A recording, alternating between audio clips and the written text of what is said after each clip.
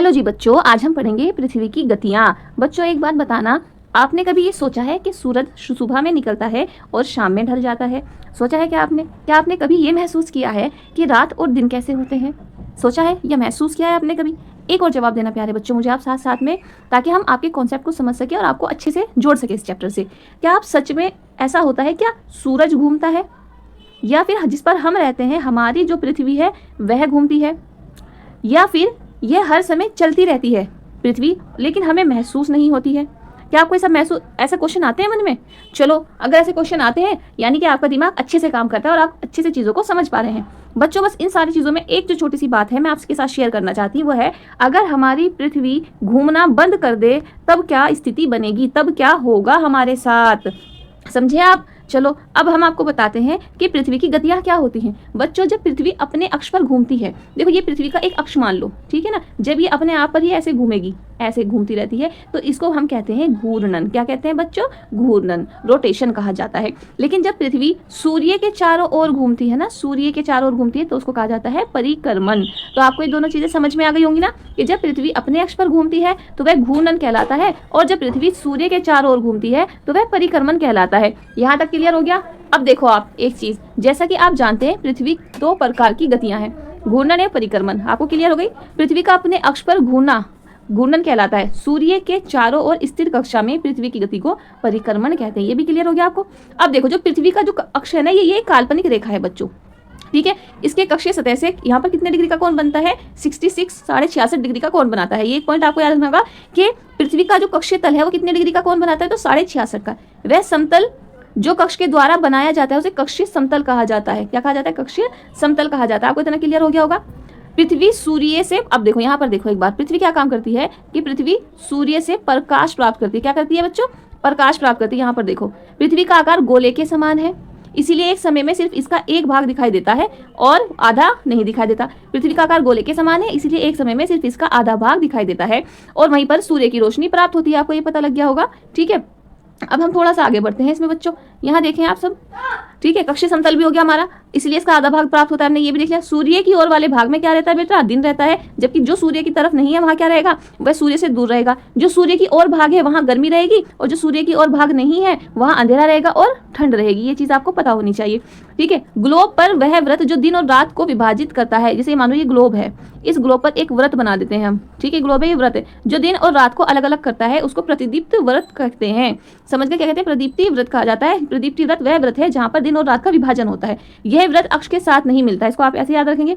अब देखते हैं, अब पृथ्वी अपने अक्ष पर एक चक्कर पूरा करने में 24 घंटे, यानी पृथ्वी अपने अक्ष पर यानी घूर्णन करने में 24 घंटे का समय लगाती है, और परिक्रमण करने में 365 का दिन, और लीप ईयर होगा तो 366 का दिन लगाती है। आपको समझ में आ गया ये यहाँ तक कि घूर्णन क्या है, परिक्रमण क्या है? यदि पृथ्वी पर एक दिन पृथ्वी घूमना बंद कर दे तो क्या होगा कि जहां पर दिन होगा वहां दिन ही रहेगा और गर्मी बढ़ेगी, और जहां पर रात होगी वहां पर सर्दी बढ़ेगी। समझ में आ गया? प्रदीप्ति व्रत क्या है बच्चों? प्रदीप्ति व्रत वह व्रत है जहां पर दिन और रात का विभाजन होता है। समझ गए आप यहाँ तक? चलिए अब आगे देखते हैं हम। तो देखो, मैंने आपको लास्ट क्लास में बताया था कि ये हमारी विषुवत रेखा होती है, एक तरफ उत्तरी ध्रुव होता है, दूसरी तरफ ये प्रदीप्ति व्रत है बेटा, और ये हमारी विषुवत रेखा है। ये हमारा उत्तरी ध्रुव है और ये हमारा दक्षिणी ध्रुव है। ये हमारी कर्क रेखा है और ये हमारी मकर रेखा है। समझ गए आपने? प्रदीप्ति व्रत यानी देखो यहाँ एक चीज ध्यान से देखो, जहाँ दिन और रात होते हैं, मान लो सूरज की रोशनी इस हिस्से में पड़ रही है तो यहाँ पर क्या होगी? गर्मी अधिक होगी ना बच्चों, यहाँ गर्मी ज्यादा होगी। जहाँ सूरज की रोशनी नहीं पड़ रही है यहाँ क्या होगी? यहाँ सर्दी अधिक होगी। समझ गए?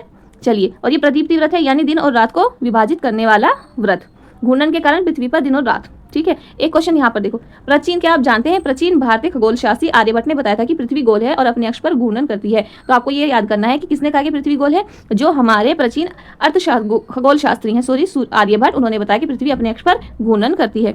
अब यहाँ पर देखो, अगर पृथ्वी घूर्णन ना करे तो क्या होगा? ये क्वेश्चन आएगा बच्चों, मोस्ट इंपोर्टेंट क्वेश्चन है। अगर पृथ्वी घूर्णन यानी घूमना, अपने अक्ष पर घूमना बंद कर दे तो क्या होगा? आपको पिछली वाली पिक्चर याद होगी, ये रही, ये वाली पिक्चर आपको एग्जाम में बनानी है। अगर अपने अक्ष पर घूमना बंद कर दे तो क्या होगा, ठीक है। ये तो परिक्रमण है बेटा। अपने अक्ष पर अगर घूमना बंद कर देती है तो क्या होगा? तो यहाँ पर देखते हैं, ये रहा, सूर्य के तरफ वाले भाग में हमेशा दिन होगा, बिल्कुल सही चित्र है, वही लेना, जिसके कारण उस भाग में गर्मी अधिक होगी, दूसरे भाग में हमेशा अंधेरा रहेगा और ठंड ज्यादा होगी। इस तरह की अवस्था में जीवन संभव नहीं हो पाएगा। कृषि क्यों नहीं हो पाएगा? देखो, अगर ठंड होगी ज्यादा, पहली बात तो अंधेरा होगा यानी कि जो तापमान है वह कम होगा। यदि तापमान कम है तो वहाँ पर जो फसल है आप वो अच्छी से नहीं ग्रो होगी, ठीक है। और जहाँ पर सूरज रहेगा वहाँ पर तापमान अधिक होगा तभी फसल नहीं रही, यानी जीवन संभव नहीं हो पाता है। समझ गए आप। पृथ्वी की दूसरी गति जो सूर्य के चारों ओर कक्ष में होती है उसे परिक्रमण कहा जाता है। पृथ्वी एक वर्ष में क्या करती है, 365 और हाफ दिन से सूर्य का चक्कर लगाती है। हम लोग वर्ष में 365 दिन मानते हैं और इसीलिए 6 घंटे इसमें नहीं जोड़ते हैं, जो लीप ईयर में आपको क्या हो जाता है बेटा, 366 का हो जाता है। समझ गए आप। चलिए अब देखते हैं यहाँ पर, देखो ये रहा, यहाँ आपको अच्छे से समझ में आ जाएगा। ये मान लो उत्तरी ध्रुव है आपका, ठीक है। ये यहाँ पर विषुवत रेखा मान लेते हैं, है ना सॉरी, ये उत्तरी ध्रुव है, ये दक्षिणी ध्रुव है। समझ गए। यहाँ क्या हो जाएगा, यहाँ से पृथ्वी ऐसे चल रही है, सारी हो रही है। तो उत्तरी ध्रुव में क्या हो रहा है, वसंत ऋतु में 21 मार्च को सब क्या हो जाएगा, दिन और रात बराबर होते हैं। जब उत्तरी ध्रुव में वसंत ऋतु होती है तब दक्षिण ध्रुव में शरद ऋतु होती है, ठीक है। सूर्य के चारों चक्कर लगाती है पृथ्वी, ध्यान रखना। इसी तरह से उत्तरी गोलार्ध में जब शीत ऋतु होगी तो दक्षिणी गोलार्ध में क्या हो जाएगी, ग्रीष्म ऋतु होगी। और 22 दिसंबर सबसे बड़ा दिन होता है, उसको आयनत कहते हैं। अब इस तरह से 23 सितंबर देख लो, जब उत्तरी ध्रुव में शरद ऋतु होगी तो दक्षिण ध्रुव में वसंत ऋतु होती है। यहाँ पर देख लो, उत्तरी गोलार्ध में जब ग्रीष्म ऋतु होता है तो दक्षिणी गोलार्ध में शीत ऋतु होता है। ये समझ गए आप। चलिए आगे बढ़ते हैं अब, ठीक है बच्चों, यहाँ तक समझ में आ गया तुम्हें। बच्चों यहाँ पर देखो, अभी हमें पता था कि पृथ्वी कितने दिन में करती है, 65 दिन में, 365 दिन का प्लस में हाफ, ठीक है। जब ये हाफ होता है ना तो 4 वर्ष में प्रत्येक जो बचे हुए 6 घंटे होते हैं उनको मिलाकर 24 घंटे हो जाते हैं। 365 दिन और हाफ जो होता है ये कितना हो जाता है आपका, कि इनको एक वर्ष में कितने हो जाते हैं, 4 वर्ष में ये कितने हो जाते हैं, ये हो जाते हैं आपके 24 घंटे। जब ये 24 घंटे होते हैं तो हम इसको जोड़ लेते हैं, तब ये हमारा बनता है लीप ईयर, ठीक है। तो लीप ईयर कितने का होता है, 366 दिन का हो जाता है हमारा, ठीक है बच्चों।